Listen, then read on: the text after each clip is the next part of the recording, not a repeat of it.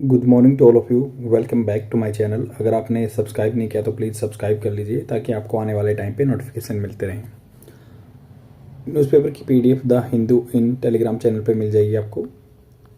अगर आप बहुत सारे न्यूज़पेपर पढ़ना चाहते हैं तो आपको वहाँ पे सभी न्यूज़पेपर की पीडीएफ प्रोवाइड कर दी जाती है, but it is very impossible to read all the newspaper within the one day. That's why it's my suggestion to you guys that you have to select one particular article for the day if you are a beginner in this particular task. अगर आप इस field में नए हो तो आपको एक ही article चुनना चाहिए। ऑटोमेटिकली आपकी इंग्लिश इंप्रूव हो जाएगी, स्पोकन वे ऑफ जो स्पीकिंग इंग्लिश है वो भी सुधर जाएगा, क्योंकि this is the strategy which I have implemented on myself and I got immense result. अच्छे रिजल्ट मिलते हैं, बट गिवन दैट मतलब क्या है, शर्त ये है कि you have to follow on the religiously, मतलब you have to follow religiously, मतलब बिल्कुल धर्म के नाते इसको डेली फॉलो करना पड़ेगा, then you are going to get result. तो prevention of money laundering act के बारे में बात कर रहे हैं। A law that has lost its way, जो अपने रास्ते से डेविएट हो गया। वियर्ड अवे भी सिनोनिम्स होता है, जो अपने रास्ते से पथ भ्रष्ट हो जाता है, मतलब अलग चला जाता है, या डेविएशन भी बोल सकते हैं। ये पीडीटी आचार्य, ये फॉर्मल जो सेक्रेटरी जनरल लोकसभा के, तो इन्होंने, क्योंकि जो prevention of money laundering act के अंडर ही जो दिल्ली के चीफ मिनिस्टर थे अरविंद केजरीवाल को अंदर किया गया है, तो ये बता रहे हैं कि उस लॉ को ही चेंज कर दिया गया है। जो पहले इसका हिस्टोरिकल बैकग्राउंड जानेंगे आगे इसमें क्या क्या चेंज हुए हैं। तो इन्होंने स्टार्टिंग में इस पैराग्राफ में ये बात की कि जो prevention of money laundering act है 2002 में आया, इसको लागू किया था डिस्टिंक्ट ऑब्जेक्टिव, बिल्कुल अलग ऑब्जेक्टिव के लिए। इसका उद्देश्य अलग था। देखो इन्होंने कहा कि इनका उद्देश्य अलग था। एंड द हमंगस होता है बहुत ज़्यादा मात्रा में, हमंगस, मैमथ भी बोल सकते हैं इसको, बहुत बड़ा जो चीज़ होती है, या mammoth humongous volume of black money, जो काला धन होता है, generated through the international drug trafficking होता है। ट्रैफिक तो जैसे यातायात के साधन होते हैं, ट्रैफिकिंग मतलब उसका गलत, जो इलिसिट, अवैध जो तरीके से बेचना एक दूसरे जगह से। पोज ए ग्रेव थ्रेट, ये रखता है, पोज मतलब रखता है, ग्रेव मतलब बहुत भयानक, थ्रेट खतरा to the economy of many country. And there was widespread, बहुत लंबा फैला हुआ था रियलाइजेशन, ये मतलब ये नोशन था, धारणा थी, रियलाइजेशन था कि black money generated through the flourishing drug trade and integrated into the legitimate economy. तो जो फ्लोरिशिंग फैल रहा था ड्रग, जो ये इलिसिट ड्रग मतलब जो क्या था, अवैध ड्रग का जो व्यापार था फैल रहा था, इंटीग्रेटेड उसको मिला देना लेजिटिमेट इकोनॉमी में, जो अपनी नॉर्मल इकोनॉमी होती है उसमें मिला देंगे। वाज लाइकली, ऐसी संभावना थी, टू डिस्टेबलाइज कर देगा वर्ल्ड की इकोनॉमी को एंड एंडेंजर, खतरे में डाल देगा इंटीग्रिटी, जो एक इकट्ठा रहने की जो पॉसिबिलिटी रहती है, सॉवरेनिटी, संप्रभुता ऑफ द नेशंस, ऐसे इसलिए लेके आए थे। तो इन्होंने कहा कि बैकग्राउंड ऑफ दिस लॉ, इस लॉ का बैकग्राउंड क्या रहा है, पीछे से कैसे चला आ रहा है ये। और फिर यहाँ पे बात कर रहे हैं कि इसमें कि पीएमएलए का एनेक्टमेंट लागू किस चक्कर में आता है, कोई प्रोविजन है। अब इसमें क्या था, बेल कैसे मिलती है, जैसे क्योंकि अरविंद केजरीवाल जी को बेल नहीं मिली, तो इसलिए ये इन्होंने लिखा है। तो जानते हैं इसमें देखो, मैं पहले डाटा बता देता हूँ आपको क्या क्या यहाँ से सीखना है। तो इनमें इन्होंने कहा कि 1988 में जब यह है यूनाइटेड नेशन, संयुक्त राष्ट्र क्या है, इन्होंने सीरियस नोट लिया इस चीज़ का। और यूनाइटेड नेशन कन्वेंशन क्या होता है, सब जाके कन्वीन मतलब होता है एक जगह पे इकट्ठा होना, कन्वेंशन मतलब वहाँ पे इकट्ठे हुए अगेंस्ट इलिसिट ड्रग, जो अवैध ड्रग होती है, नार्कोटिक्स ड्रग्स, जो नार्कोटिक क्या होता है, नशे वाले जो दवाएं होती हैं, या साइकोट्रोपिक सब्सटेंसेस। तो ये साइकोट्रोपिक जो आपकी साइकोलॉजी पे डिफेक्ट ला देते हैं, उनको साइकोट्रोपिक सब्सटेंसेस बोलते हैं। तो इन पे एक कन्वेंशन हुआ था 1988 में। उन्होंने क्या किया, जो अर्ज टू टेक स्टेप्स लेने हैं उनको, कि जो ड्रग क्राइम है उनको प्रोसीड्स क्या होता है, जो उससे पैसा आता है, लॉन्ड्रिंग, तो प्रिवेंट द लॉन्ड्रिंग का क्या मतलब होता है।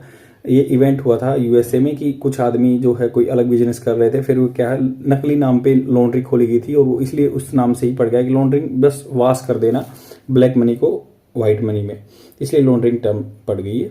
तो सब्सिक्वेंट उसके बाद क्या होता है, ये जो उसके बाद कुछ और मीटिंग हुई। आपको पता है G7 जो कंट्री हैं, उन्होंने ये FATF लेके आए थे, फाइनेंशियल एक्शन टास्क फोर्स।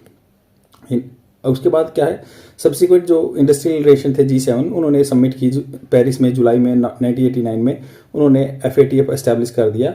और उसके बाद 1990 में 1990 में यूनाइटेड नेशन जनरल असेंबली, जो संयुक्त राष्ट्र जो महासभा है उसका एक एडोप्टेड किया, रेजोल्यूशन अपना लिया उन्होंने। जैसे हमेशा 1267 रेजोल्यूशन लेके आते हैं ना, जो कोई भी मतलब टेररिस्ट रहता है उसको डेजिग्नेशन देने के लिए, तो ये सेम ऐसे ही उन्होंने रेजोल्यूशन लेके आए। वो उन्होंने कहा कि जो मनी लॉन्ड्रिंग है, जो पैसे को साफ बनाने की प्रक्रिया है, या रिकमेंड किया measures to tackle this Manas एक खतरा होता है, डेंजर, अभिशाप। देर आफ्टर उसके बाद 1990 में यूनाइटेड नेशन जनरल असेंबली ने अडोप्टेड कर लिया था रिजोल्यूशन, एंड उसको बोल दिया क्या, political declaration and global program of action. Global मतलब विश्व तौर पर एक एक्शन लिया, which called upon the member मतलब आदमियों को कहा, जो मेंबर कंट्रीज को कहा कि टू एनेक्ट लागू करो suitable pieces of legislation to effectively prevent the laundering of drug money.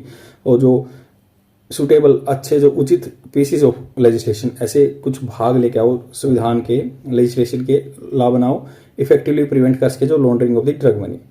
Same ऐसे इन्होंने यहाँ पे बात की है कि जो मतलब as drug trafficking in trans border operation है, एक दूसरे से कंट्री में जाता है।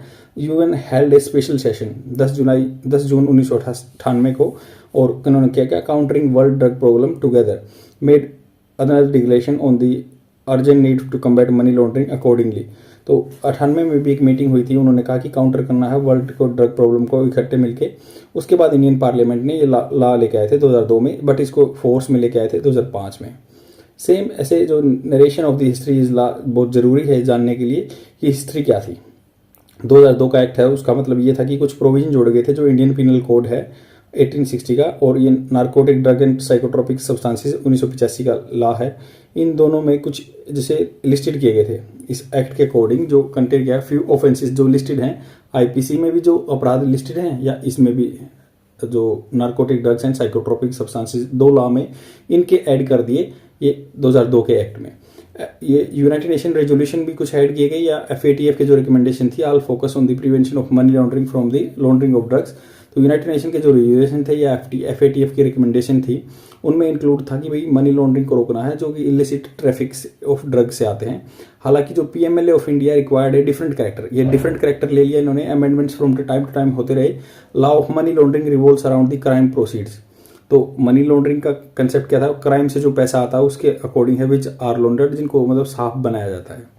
अब इन्होंने कहा कि ओनली पर्सन इन्वॉल्व, जो भी पर्सन इन्वॉल्व थे directly in the crime and generation of crime proceeds, but also person who have nothing to do. तो यहाँ पे बोला गया कि ओनली, केवल जो पर्सन इन्वॉल्व हैं डायरेक्टली इस चीज में, क्राइम में, एंड जनरेशन स्टेज पे जहाँ से पैसा जनरेट हुआ है, क्राइम प्रोसीड, बट आल्सो उसमें इंक्लूड है nothing to do with the crime. कुछ ऐसे इंडिया में ऐसे भी रूल बना दिया कि जो पैसा जनरेट करता है वो तो इन्वॉल्व है ही, बट जो लास्ट में यूज कर रहा है, जो लास्ट स्टेज पे इन्वॉल्व है, who have some involvement at the latter stage in the laundering process, also guilty under this law. तो इंडिया में ऐसे बना दिया। पहले वहां तक क्या था, यूनाइटेड नेशन का रेजोल्यूशन है या जो FATF का है, उसमें बताया गया था कि जो पैसा जनरेट कर रहा है, इलिसिटिंग ट्रैफिकिंग होता है ड्रग का, उससे लगेगा उस पर टैक्स। बट यहाँ पे बोल दिया कि इंडिया में PMLA में उसमें इंक्लूड कर दिया जो लेटर स्टेज में यूज भी कर रहा है या लॉन्ड्रिंग में इन्वॉल्व है। अब most serious aspect of PMLA क्या है कि large number of offences in the schedule which have nothing to do, कुछ बहुत सारे ऐसे ऑफेंसेस इसमें इंक्लूड कर दिए गए जिनका इससे कोई संबंध ही नहीं है। नेमली जैसे उनमें कौन कौन से हैं, namely combating the laundering drug money, तो कम्बैट करना, जो क्या है अपने पास रखना लॉन्ड्रिंग ऑफ ड्रग मनी को, and UN resolution on the basis of which law was launder was enacted in the spoke about only offences of the laundering of drug money. हालांकि जैसे क्या है, जो लॉन्ड्रिंग ऑफ ड्रग मनी में ही involve है वही case involve होने चाहिए यूनाइटेड नेशन रेजोल्यूशन के हिसाब से, बट इसमें बहुत सारे ऐसे हैं जैसे कि कम्बैट करना, कम्बैट रोकना the laundering of the drug money, ऐसे ऐसे कुछ ऐसे लॉ भी इंक्लूड हैं इसमें जो इसमें नहीं होने चाहिए। This was considered the most serious economic crime. तो इसको बहुत सीरियस इकोनॉमिक क्राइम बना गया, जिससे कि पूरे सोवरेनिटी आ जाएगी खतरों की। मतलब यूनाइटेड नेशन ने ये बोला था कोई ऐसा मतलब मनी लॉन्ड्रिंग का एक्ट होगा जिससे कि पूरे कंट्री की इकोनॉमी डिस्टेबलाइज हो जाए, उसको इंक्लूड करो। बट यहाँ पे क्या है, प्रीएम्बल जो इसकी प्रस्तावना है PMLA एक्ट की, एंडोर्स करती है कि so that there was a global consensus था, उस पे सबकी सहमति थी, एंड दस रेशन डिटारे, इसका मतलब है रीजन ऑफ एग्जिस्टेंस, ये फ्रेंच भाषा में लिखा है, रेशन डिटारे ऑफ PMLA। तो रीजन ऑफ द एग्जिस्टेंस इसका क्या है, PMLA का क्राइम ऑफ मनी लॉन्ड्रिंग को, बहुत ब्लैक मनी जो है उसको जनरेटेड हो रहा है, तो उसको इंटरनेशनल ट्रेड से उसको डिस्टेबलाइज कर देगा इकोनॉमी को, तो उसको रोकने का ये काम था। जब PMLA का एनेक्टमेंट कैसे हुआ, क्योंकि 253 के अंदर जो अपने संविधान के आर्टिकल 253 और ये जो शेड्यूल 7 होता है जिसमें यूनियन लिस्ट स्टेट लिस्ट होती हैं, तो उसका जो आइटम नंबर 13 है यूनियन लिस्ट का, और ये 253 का मतलब होता है कोई भी पार्लियामेंट, इंडियन पार्लियामेंट लॉ बना सकते हैं यूनाइटेड नेशन के जो रेजोल्यूशन को, इंटरनेशनल रेजोल्यूशन को इम्प्लीमेंट करने के लिए। ये बात यहाँ पे कही गई है। इसमें कहा गया कि 13 जो हैं शेड्यूल जो 7 में यूनियन लिस्ट है उसमें 13 में नंबर पे आइटम ये लिखा हुआ है कि यूनाइटेड नेशन जो रेजोल्यूशन है उसको इम्प्लीमेंटेशन करना है। तो इसमें फिर ये आगे बात की गई है कि इन लॉ के थ्रू हमने ये इम्प्लीमेंट तो कर दिया, बहुत सारी चीज़ें आ गई, बट इसमें बहुत सारे जो लिस्टेड हैं इसमें जो क्या देखो, ये act at different time bloated मतलब ये फूल गया है। Schedule which not now contains of such offence which are I know तो ऑर्डिनरी ऑफेंस, या तो बिल्कुल ही ऑर्डिनरी ऑफेंस हैं जो इंडियन पीनल कोड में वो इंक्लूड कर दिए गए इसमें, और special laws in the force वो भी इंक्लूड कर दिए गए। जो नाइक ये था ना, narcotic drug and psychotropic substances का एक्ट भी 1985 वाला, वो भी इसमें मिला दिए। तो ये बहुत बल्कि PMLA का हो गया है। तो इसमें ड्रग ट्रैफिकिंग से भी बहुत सारे जो चीज़ थी वो तो इंक्लूड थे ही, बट ये एक्स्ट्रा जोड़ दिए गए हैं जिसका इनसे कोई मतलब नहीं है। तो यहाँ पे बात करें तो शेड्यूल जो है, इसमें शेड्यूल जोड़ेंगे विल कन्विंस करेंगे मैन ऑफ ऑर्डिनरी प्रूडेंस, मतलब प्रूडेंस जिसमें थोड़ी बहुत भी दिमाग है, that this law has deviated हो गया है ओरिजिनल स्कीम से। Provision contain in the draconian law which are meant to deal with the dangerous man involve in the drug trafficking and money chain. Drug trafficking में या money chain में जो involve है उसके लिए ये बना था। This provision are now being used in other schedule offences too without mitigating the rigour. तो ये अलग अलग शेड्यूल में भी यूज किए जा रहे हैं। उनका जो रिगोर है, जो इनकी कठोरता है, वो कम किए बिना ही अलग जगह पे भी यूज किए जा रहे हैं। Offences which bye there very nature do not generate crime. बहुत सारे ऐसे ऑफेंसेस हैं जिसमें क्या है वो जनरेट नहीं करते क्राइम प्रोसीड्स, क्राइम के लिए जो पैसा यूज होते हैं वो यूज करते हैं of scale which can destabilise the economy in danger, या कोई ऐसा जो अपनी इकोनॉमी को डिस्टेबलाइज कर दे, ऐसा कुछ नहीं है। या सोवरेंटी ऑफ द नेशन के भी खराब नहीं करते हैं। कुछ ऐसे लाभ हैं जैसे prevention of the corruption act, ये 1988 का कोई अगर कोई गवर्नमेंट एम्प्लॉय करप्शन करता है तो उसको इसमें इंक्लूड कर दिया गया है। तो इन्होंने यहाँ पे कहा है कि इसको इंक्लूड कर लिया गया prevention of the corruption act 98 को, जो 1988 का corruption prevention of corruption act है जिसके अकॉर्डिंग गवर्नमेंट सर्वेंट को ट्रायल किया जाता है, उसको इंक्लूड कर लिया गया है। तो ये खतरा है और ये ज़्यादा ही इसको ब्लोटेड कर दिया है PMLA एक्ट को, क्योंकि अब ये अलाइक यहाँ पे दिया हुआ है कि ट्रीटेड अलाइक, जो हार्ड को ड्रग ट्रैफिकिंग कर रहा है उसको इंक्लूड कर सेम अलाइक ट्रीट कर रहे हैं पब्लिक सर्वेंट को।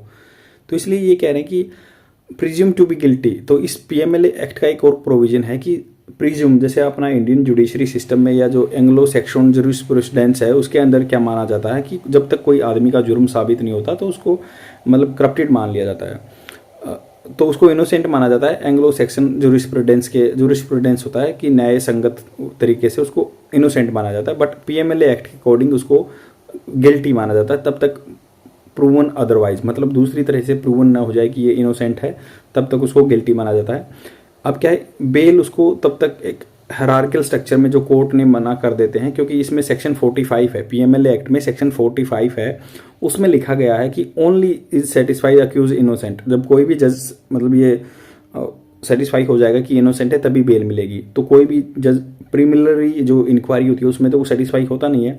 तो that's why like Arvind Kejriwal is lingering in the खो, जो जेल में वो लिंगर कर रहे हैं, जस्ट लटके पड़े हैं वो। So the person will rot मतलब क्या था, सड़ेगा जेल में for years together without trial, बिना ट्रायल के ही वो जेल में पड़ा रहेगा। तो मतलब बेल होनी बहुत टिपिकल है। अब बेल की क्या क्या प्रोविजन है, जो बेल का होता है जमानत, कैसे क्या क्या प्रोविजन है। PMLA एक्ट जो सेक्शन 45 में इसने बताया कि भाई जो भी इसमें एक सुप्रीम कोर्ट का जजमेंट का डिस्कस किया है, Nikesh Tarachand Shah versus union of India 2018। तो यहाँ पे जो 2 जज बेंच ने कहा था, Nikesh Tarachand Shah versus union of India 2018 में कहा था कि ये वायलेशन है आर्टिकल 14 और 21 का, अगर किसी को जमानत नहीं मिलती है तो सेक्शन 45 इलीगल है। तो हालांकि पार्लियामेंट ने बहुत ही उत्सुकता से, ग्रेट अलाक्रिटी का होता है, उत्सुकता से रिस्टोर्ड कर दिया दोबारा से provision with in the certain amendments, थोड़ा सा अमेंडमेंट किया एंड विच वाज अपहेल्ड इन दी, जो क्या गया 3 जज बेंच ने इसको बता दिया कि सही है। कौन थे वो, वहाँ पे जो जस्टिस AM खानविलकर ने Vijay Mandal versus Chaudhary versus union of India 2022 के केस में कहा कि ये जो सेक्शन 45 है PMLA एक्ट का ये वैलिड है। अब इससे बात कहते हैं top court held that provision is reasonable और हैज डायरेक्ट नेक्सस, इसका जुड़ाव है, नेक्सस होता है जो लिंक है with propose and objects of the PMLA act.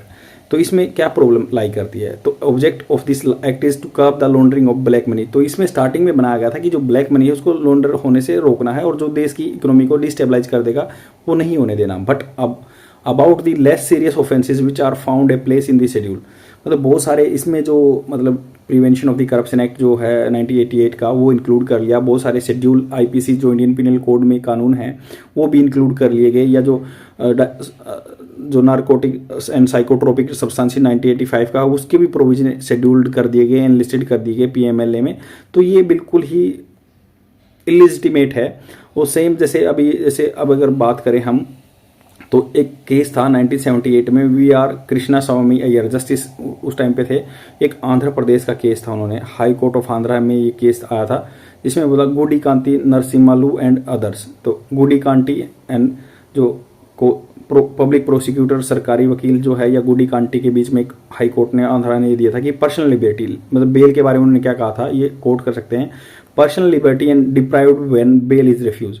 तो पर्सनल लिबर्टी खत्म हो जाती है, डिप्राइव्ड होता है, वंचित कर दिया जाता है जब बेल को मना कर दिया जाए। इज टू प्रीसियस बहुत इंपॉर्टेंट है। वैल्यू ऑफ कॉन्स्टिट्यूशन जो आर्टिकल 21 में दिखाया गया, right to life with dignity fundamental right में आता है। एंड पावर टू नेगेट, नकारना, it is a great trust exercisable. तो ये बिल्कुल नेगेट, इसको नकारना, ये क्या है, ट्रस्ट जो को ब्रीच है। And not casually but judicially, casually नहीं है बट जुडिशली भी ये ब्रीच है जो फंडामेंटल राइट्स का। And not casually but judicially with lively concern होता है बिल्कुल चिंता से, for the cost of individual and the community. From justice V R. Krishna Swami Iyer से लेके आज खानविलकर जो 2022 में ला आया है, हमने क्या किया है, कोर्ट ने जो सुप्रीम अपेक्स कोर्ट कौन सा होता है, सुप्रीम कोर्ट ने बहुत लंबा डिस्टेंस ट्रेवल कर लिया है। मतलब अभी दो सेंटिमेंट्स हैं, जैसे यहाँ वी.आर. कृष्णा स्वामी अय्यर ने 1978 में जो आंध्रा हाई कोर्ट में कहा था कि भाई जो बेल है, पर्सनल लिबर्टी है, वो की होनी चाहिए, आदमी को बेल अलाउ करनी चाहिए, जो आर्टिकल 21 अंडर फंडामेंटल राइट्स के अंदर दी गई है। सेम ऐसे अब वी.एम. खानविलकर अलग बता रहे हैं कि उन्होंने कहा कि भाई सुप्रीम कोर्ट में ही ऐसे इसको जो सेक्शन 45 है ये ऑथेंटिकेटेड है, और निकेश चंद्रा ने ये अभी इलीगल ठहराई था। तो इन केस का डिस्कस कर सकते हैं, 2018 का ये है। तो पीएमएलए इसका अब मैं पूरा जिस्ट में आपको बता देता हूँ ताकि आप अच्छे से इसको कंप्रेंड कर सकें क्या क्या चीज़ें इसमें थी। देखो, इसमें बताया गया है कि पीएमएलए एक्ट बहुत ही ड्रैकोनियन बन गया है। ड्रैकोनियन होता है बहुत भयानक बन गया है, ये बल्कि बन गया है, ब्लोटेड, मतलब जैसे पेट फूल जाता है वैसे ही ब्लोटेड हो गया है। कैसे? पीएमएलए के पास्ट ये है कि यूनाइटेड नेशन 2002 में ये इंडियन पार्लियामेंट ने इनेक्ट किया था, बट इससे पहले पास्ट क्या है 1990 के आसपास, जब 1988 में 1988 में जो फाइनेंशियल एक्शन टास्क फोर्स ने G7 जो कंट्री हैं उन्होंने फाइनेंशियल एक्शन टास्क फोर्स बनाई थी। उन्होंने कुछ रेजोल्यूशन पास किए थे कि मनी लॉन्ड्रिंग हो रही है उसको रोकना है। मनी लॉन्ड्रिंग, काले धन को सफ़ेद धन बना के आदमी इलीगल जो देश की इकोनॉमी को डिस्टेबलाइज कर रहे हैं। तो अब आगे कुछ लॉ लेके आए थे यूनाइटेड नेशन, जो यूनाइटेड जनरल असेंबली ने रेजोल्यूशन भी एक्सेप्ट किया था। उन्हीं के बेस पे सब मेंबर कंट्री ने किया था कि हम ऐसे लॉ बनाएंगे जो इसको रोक सके। 2002 में इंडिया ने लॉ बना दिया, पीएमएलए नाम दे दिया, prevention of money laundering act. फिर इसको क्या हुआ कि अब टाइम टू टाइम चेंजमेंट होते रहे, ये बहुत बल्कि हो गया। इसमें इंडियन पिनल कोड जो कि 1860 का है, अपना भारतीय न्याय संहिता, अभी उसका नाम चेंज होने वाला है, इंडियन जो है पिनल कोड को भारतीय न्याय संहिता बोलेंगे अब आगे। तो इंडियन पिनल कोड जो है, इंडियन पिनल कोड के जो लॉ हैं वो इंक्लूड कर दिए गए, इसमें शेड्यूल्ड कर दिए गए, जो अपराध हैं वो इसमें इंक्लूड कर दिए गए।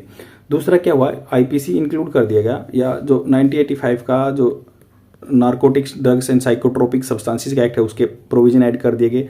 एक प्रिवेंशन ऑफ करप्शन एक्ट है 1988 का, कोई गवर्नमेंट एम्प्लॉय अगर करप्शन करता है तो उसको भी इसमें इंक्लूड कर दिया गया, बल्कि बना दिया गया। अभी इसमें क्या है, जो मनी लॉन्ड्रिंग से तो प्रोविजन थे ही थे, और कुछ ऐसे ऑफेंसेज इंक्लूड कर दिए गए जो इसके हिसाब से नहीं है, क्योंकि ये बहुत टिपिकल लॉ बन गया है। अब इसमें 2005 में ये लागू किया गया था। अब जिसमें क्या है, जो इसका मेन एग्जिस्टेंस था कि राइन से यहाँ पे डिटरे, ये टर्म यूज हुई है फ्रेंच में, राइस एंड डिटरे रीजन ऑफ एग्जिस्टेंस है। रीजन ऑफ एक्सीडेंस क्या है इसका, वो जो रोकना था, कर्ब करना था, रोकना था मनी लॉन्ड्रिंग को। बट अब ये उससे ज़्यादा बहुत भयानक हो गया है। इसमें एक आर्टिकल 253 जो अपने संविधान का है, इसमें बताया गया है कि इंडियन कॉन्स्टिट्यूशन बुक में है जो 253 आर्टिकल है, ये बताता है कि कोई इंटरनेशनल लॉ को इम्प्लीमेंट करने के लिए इंडियन गवर्नमेंट लॉ बना सकती है, इसलिए लॉ लेके आए थे पीएमएलए 2000। बट इसमें एक प्रोविजन है जो यूनियन लिस्ट का आइटम 13 नंबर, जो शेड्यूल 7 है, शेड्यूल 7 अपना जो शेड्यूल है हमारे, उनमें 7 शेड्यूल में यूनाइटेड नेशन की 13वां नंबर आइटम जो लिस्ट में है उसमें बताया गया है कि इंटरनेशनल लॉ को लागू करना है। फिर इसमें कुछ एक प्रोविज़न और बताया गया है कि जैसे इसको इंक्लूड कर लिया गया जो करप्शन को, तो जो ट्रैफिकर है उसको अलाइक मान लिया, सिमिलर मान लिया किसके, जो गवर्नमेंट सर्वेंट है। तो ये बिल्कुल खतरनाक है। और इसमें एक पीएमएलए का जो सेक्शन 45 है उसके अकॉर्डिंग बेल देना बहुत ही टिपिकल है, जब तक कोई जज ये ना उसको गिल्टी माना जाता है। वैसे अपने जुडिशरी में क्या है, जब तक कोई उसका जुर्म प्रूव नहीं हो जाता तो उसको अनगिल्टी माना, मतलब गिल्टी नहीं माना जाता। बट यहाँ पे प्रोविजन है, तो ये दिक्कत है। आर्टिकल 45 को अगर बात कर रहे हैं तो ये हम जब 1970 में एक Nikesh Tarachand Shah versus union of India 2018 case है, उसमें इलीगल बताया गया था। Nikesh Tarachand Shah union of India का केस है 2018 में, इलीगल बताया गया कि वायलेशन ऑफ आर्टिकल 14 एंड 21 है। तो इसको बाद में अमेंडमेंट किए गए, इसमें बाद में अमेंडमेंट किए गए और अमेंडमेंट करके KM खानविलकर ने कह दिया कि ये ठीक है, लेजिटिमेट है। अब बट राइटर कह रहा है कि जो बहुत सारे पहले एक टाइम आया था जब 1978 की बात है, गुंडी Kanti versus public prosecutor case था आंध्रा का, जिसमें इसको इलीगल बताया गया था। और ये बताया, इस चीज़ को नहीं इलीगल बताया गया था, ये बताया गया था कि बेल का क्या प्रोविजन है। अगर बेल को हम किसी को मना करते हैं तो वायलेशन ऑफ आर्टिकल 21 रहेगा। तो अब राइटर कह रहे हैं कि जो ये गुंडी कांटी में VS जो यहाँ पे जो जस्टिस थे VR कृष्णा अय्यर से KM खानविलकर तक पहुँच गए। तो जुडिशरी बहुत ही ट्रेवल कर चुकी है अभी उस चीज़ को, जो हमारी basic structure of the constitution है कि फंडामेंटल राइट को वायलेशन नहीं करना है, आज हम उस पर वर्ज पे पहुँच गए हैं। आई होप आपको समझ में आएगा, मैंने पूरा एक्सप्लेन करने की कोशिश की आपको। शेयर जरूर कर देना अपने फ्रेंड में और डेली देखते रहो। Thank you very much, bye.